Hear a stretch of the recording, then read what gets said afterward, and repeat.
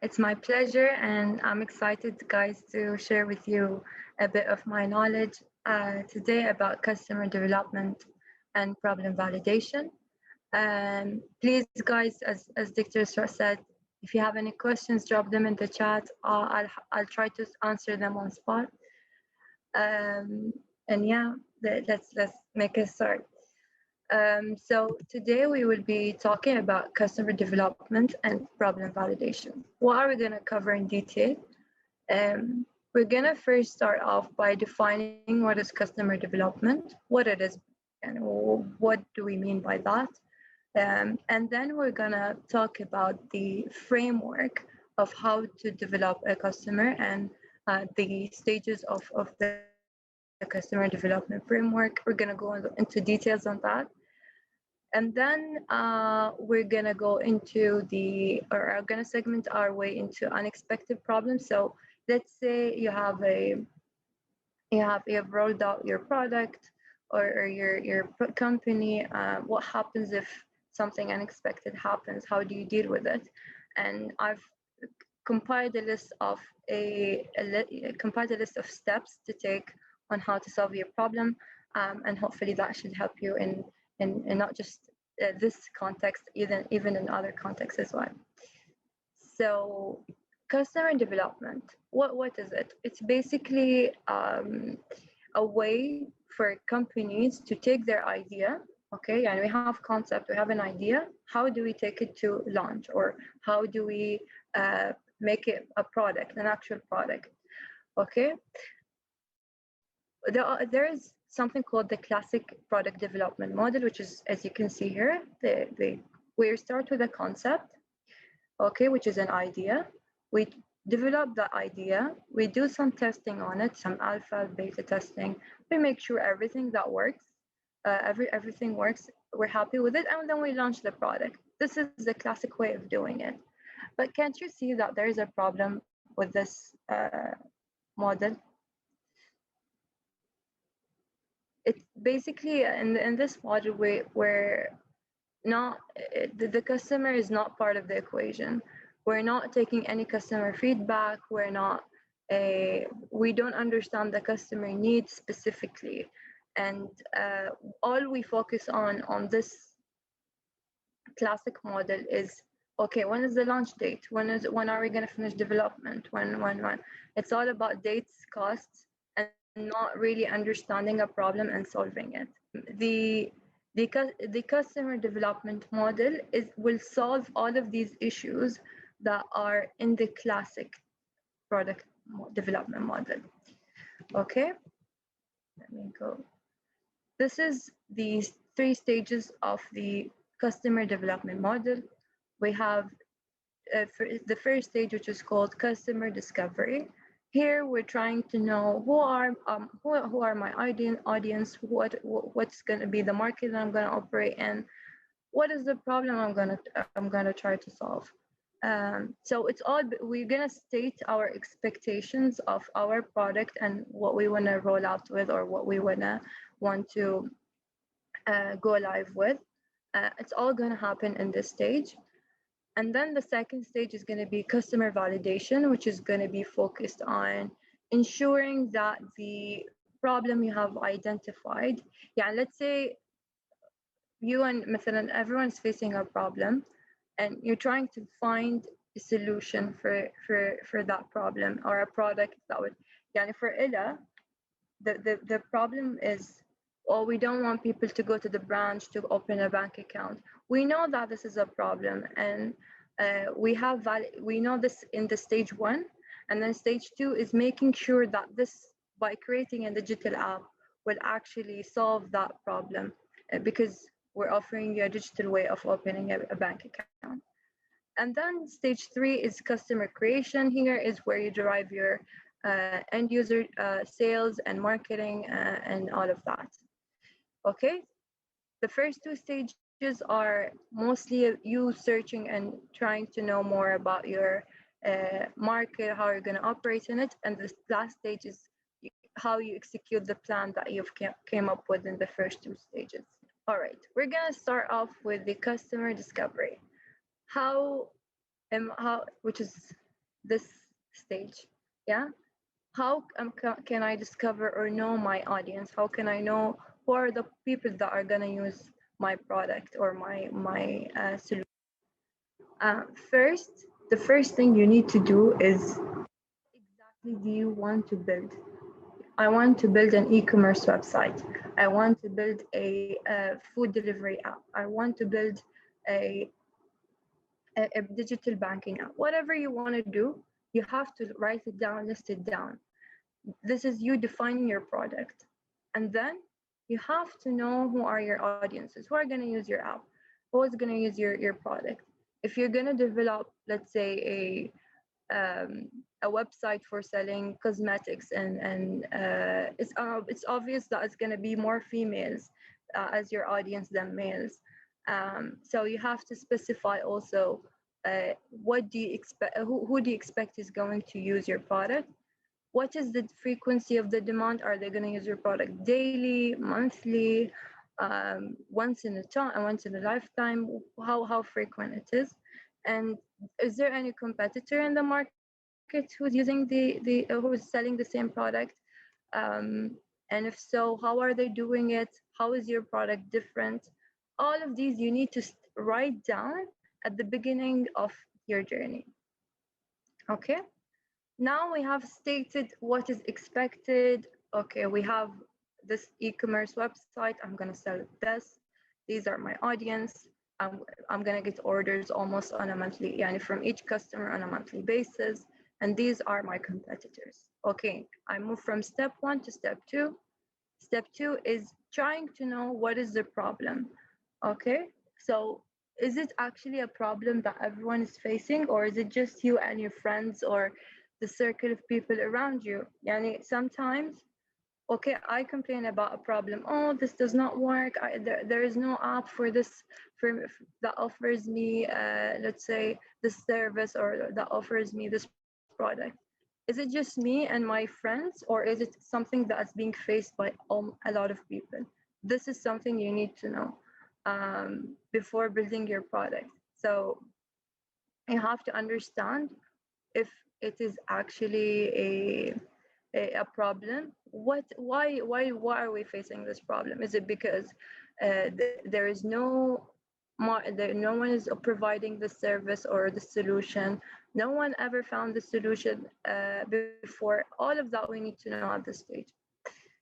And then we move to stage 3, which is you doing a reality check, as I'd like to call it, which is testing if your product. Okay, now you remember on step 1 we said we're gonna build let's say an app. Okay, is your app really gonna solve the problem that you have identified in step 2 or not? If the problem is you having, let's say you don't have a taxi company app or something, we don't have that in Bahrain. Okay, for the sake of the example, is your product actually going to solve that problem or not? If it's not, then why are we, it's not worth to go all the way to the final step. You have to come up with another product. And last stage is you verifying your that, as we said, that your product meets or fulfills that problem.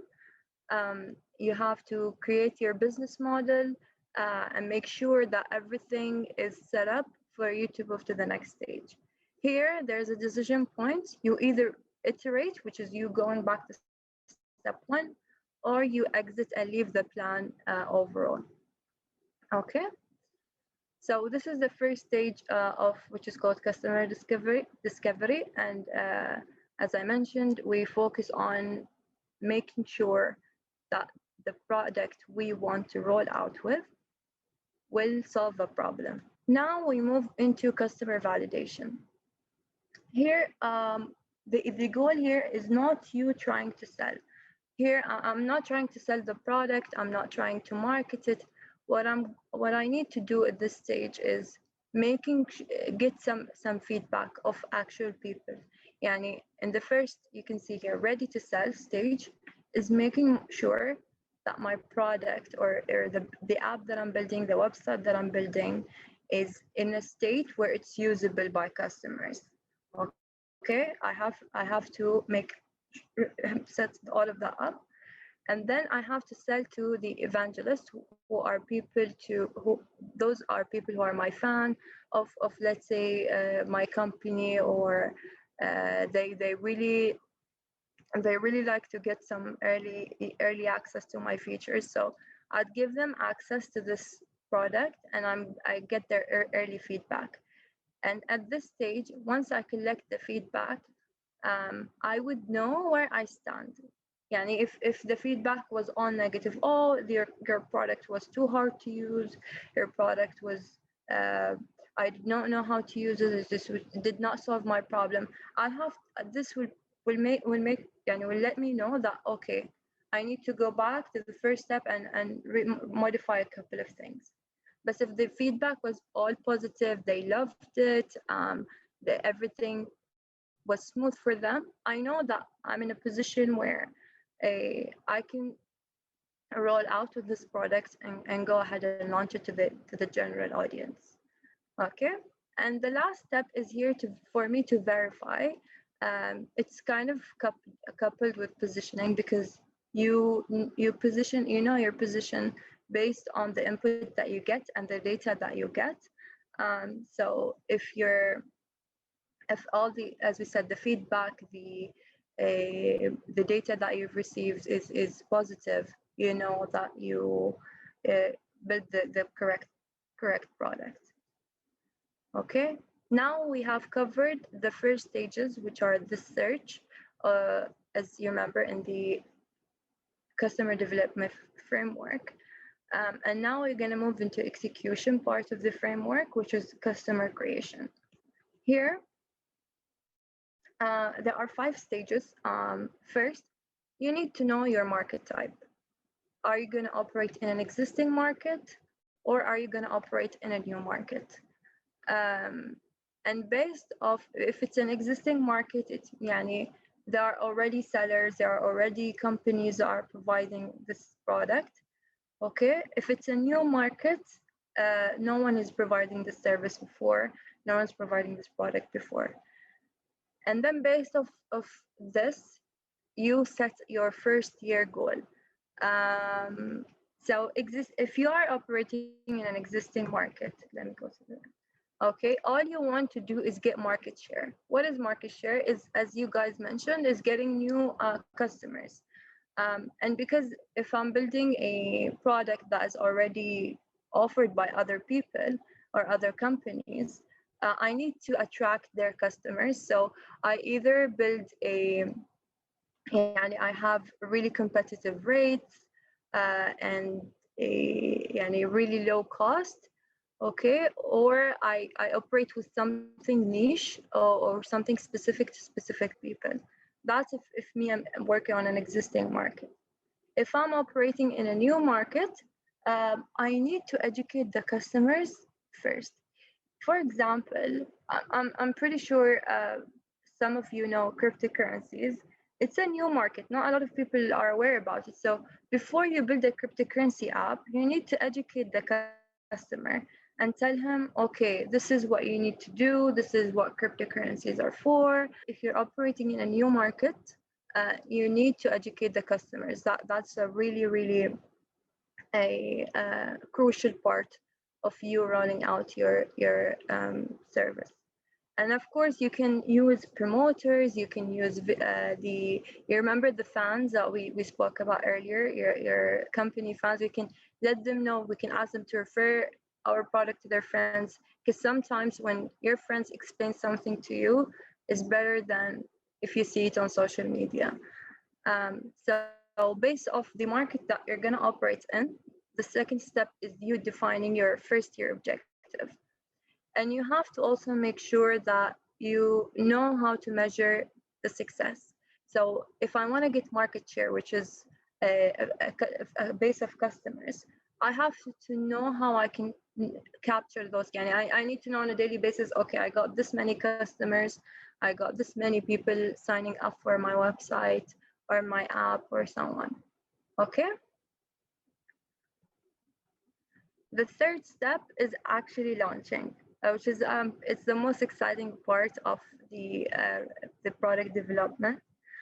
You have to select your launch type, your messenger, the launch message carefully, because if you remember what we mentioned in the early stages of the framework, there is a part where you have to define your audiences. So if your audiences are all old males, let's say like 50 or 60 years old, you have to craft the message to cater for them.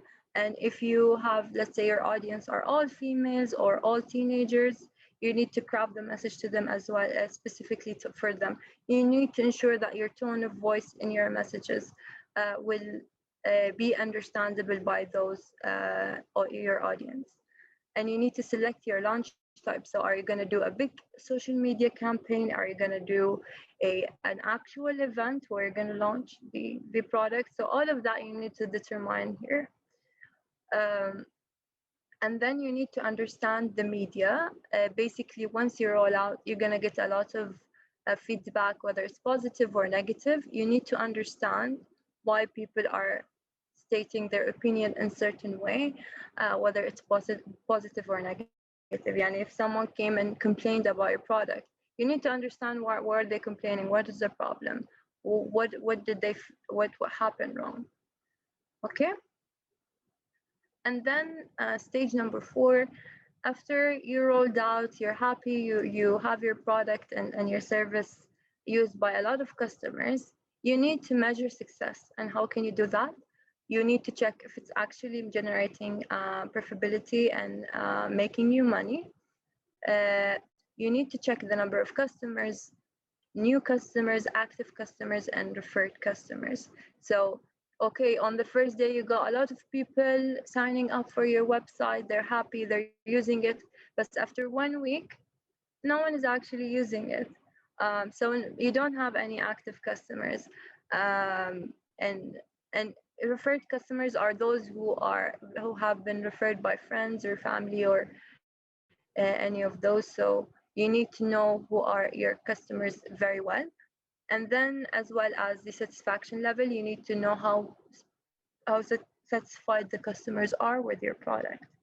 I think someone in the comments mentioned this earlier as an objective. So yeah. Any questions, guys? If my audience are few customers from the beginning or not as much as I expect, should I still launch or see? You should, yes, you should still, if it's really few and less than you have expected. So let's say I've expected to get 100 customers on the first day, and I only got 2. Okay, I need to find the root cause of why people did not sign up. I need and what was the issue? Was that maybe the messaging was not appealing or did not get to them. You remember in the previous step here, we said craft the launch message carefully because this is what would attract the customers to use the product. Okay. And last thing is to create demand, which is ensuring that your product is consistent throughout its lifetime. It meets the customer demand at all times. And because if you remember the previous stage, we captured all the people from marketing. Here we have to ensure that they are using our product. Yani, okay, they saw the ad, they've signed up, they've tried it out, but they did not come again. So here I need to ensure that those leads or those people who show interest on the first day did not show, why are they not using my app? So I need to ensure that demand is being fulfilled at this stage. Now we have covered the customer validation framework and at least the early stages of it. There are other stages, but I did not want to go through them because they're not related to the context we're talking about today. Feel free to Google it. There are a lot of good resources out there. Now I'm gonna move into unexpected problems. When I have rolled out my product, I'm happy, people are using it, but let's say sometimes things may go wrong. It's not sometimes, it's not, يعني most of the times things go wrong. And in order for you to run a successful business or have a successful service or a product, you should have problem solving techniques, which is if I receive the problem, I should know how to solve it properly, and I've ensured that I've chosen the correct solution for this issue. Okay. There are if you go and Google how to solve a problem, there are a lot of resources out there on how you can solve a problem. But what I've done here to make it concise is I've listed the four common steps in most of the problem solving techniques. Okay, so before we move into or delve into the four steps, can anyone let me know what is something we need to do before we define the problem? You have to acknowledge that you have a problem. Yani, let's say you have the problem exists, but you're not aware of it. Okay, so first you have to acknowledge the problem as a prerequisite, and then you move into defining the problem.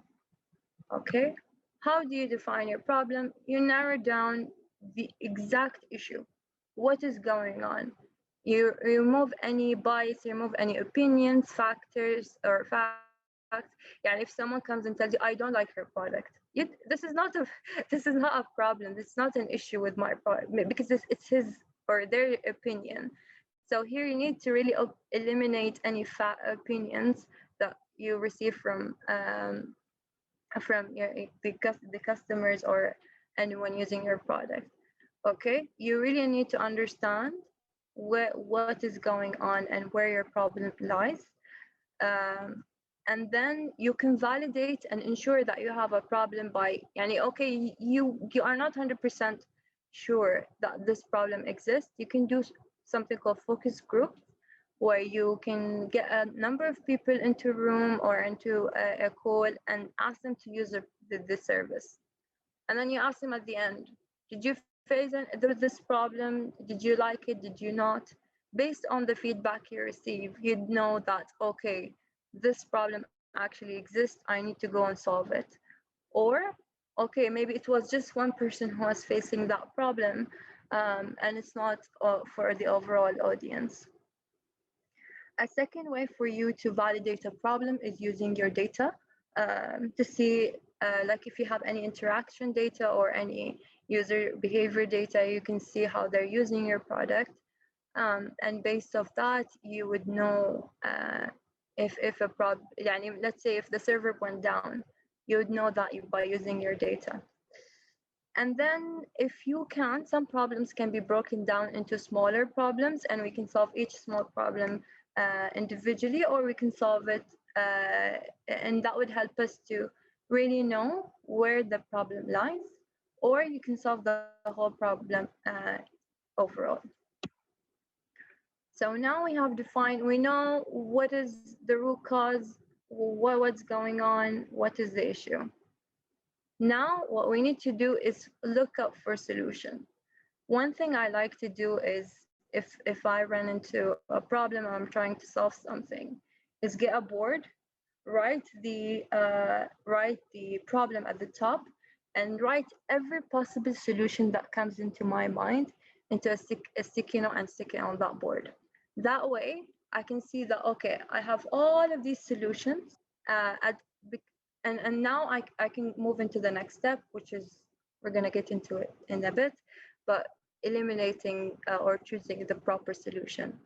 But here, the focus is you coming up with as much solutions as you can. And if you want to do it with with other people, especially digitally now, you can do it with the website called Miro. I've added the link here. It's really useful. You can use sticky notes in a board all together, and you can collaborate on solving a problem. One also good point is getting input from other people or other individuals, because sometimes your colleagues or your other people working in the company may have a different perspective and have a different suggestions on how to solve the problem. other than you. So I highly encourage that. And then what you can do is bucket your solutions into short-term and long-term solutions. So short-term solutions that are gonna fix the problem only temporarily, let's say for a week, for a day. But the long-term solutions are gonna fix the problem um, permanently. So you don't have to hopefully visit the problem again. Um, and of course, you have to specify, or yani, while you write your solutions, you should go for the ones that meet your overall company's objectives and they are within the regulations and ensure that everything is valid and doable. Now the third step is, now we have the board, if you remember the board of the sticky notes.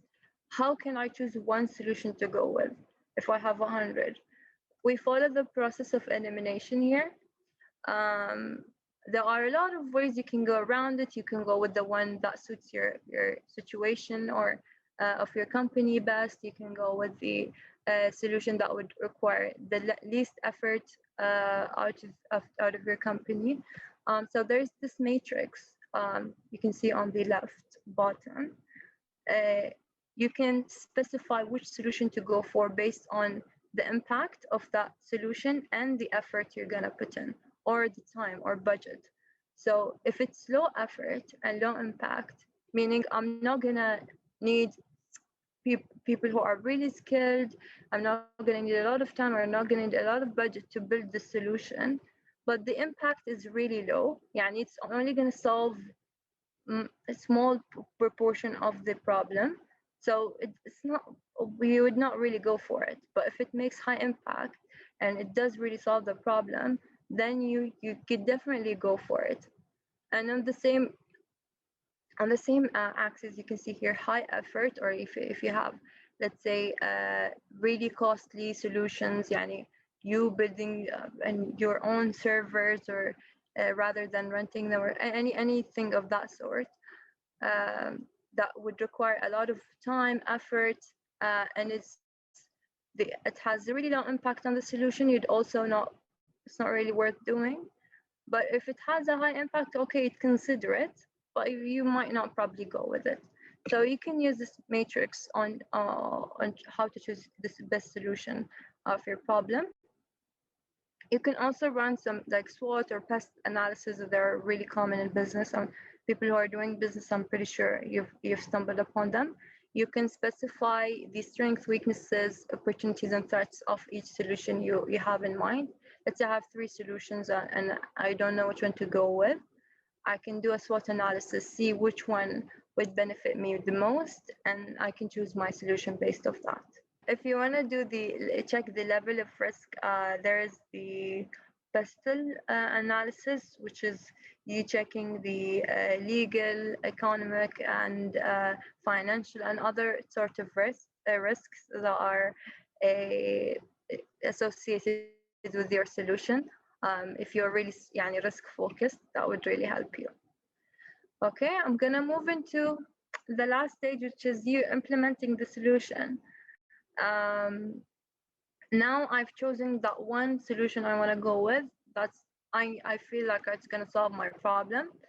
First, I need to plan on how I'm going to implement it, okay, and do some testing on it, gather some early feedback from the customers or from my fan base, from a focus group, whatever you want to do. But you need to get some early feedback if this solution is actually going to work for this problem. Monitor the overall acceptance of the solution. Okay, I've done, and as you can see, early feedback. Okay, I got positive feedback. And then I go and roll out this solution. And then I see backlash on social media, people are not liking it. So I need to keep an eye on how people would react to anything I go live with, or I give to the customers. And then perhaps one thing you also need to keep in mind is the impact of this solution on other parts of your product. So let's say I have a website. I'm gonna implement. A lot of complaints came to me saying, "Oh, you don't have a contact center. I cannot get to your contacts very easily." So I decided of and implement a chatbot in the website. So once I've implemented it, it broke all of my website down. So that's something I need to test as well and make sure that it works with the overall product or the overall uh, service that I'm providing. And based of that, I can evaluate the long-term results based on the final solution. We've discussed that as well.